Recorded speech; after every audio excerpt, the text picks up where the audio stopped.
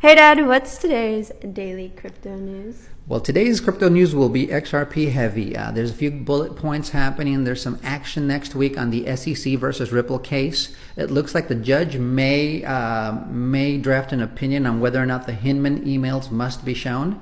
The SEC has been delaying and trying to hide these emails for nearly 2 years now. So if she declares that they must be shown, then we may see a settlement sooner than later. And it may still be 2 months away or so, but if they force the SEC's hand, they don't want to show us those emails.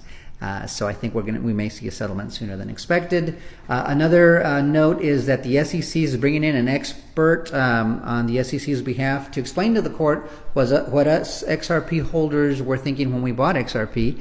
And I don't know how he does that since he didn't speak to a single XRP holder.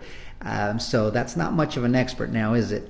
John Deaton, the attorney who is representing 67,000 of us XRP holders and spoken to us, will be allowed to draft an opinion on that also and submit that to the court because he actually talked to us. And what we have to say is diametrically opposite of what the SEC expert has to say on that matter.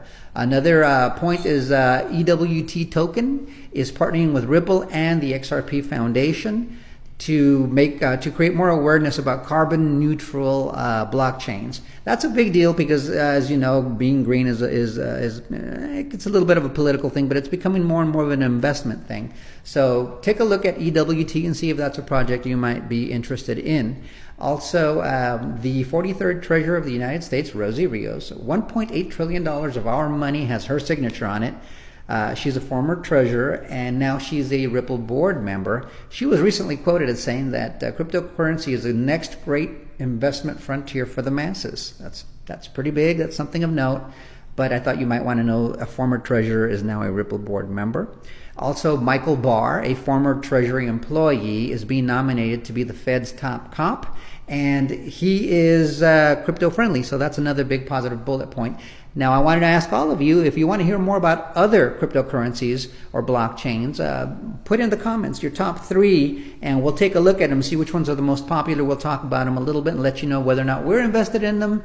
But because we're not invested in them doesn't mean that we don't like them. It just, we can only put so much money out, but we'd be glad to talk about them with you a little bit.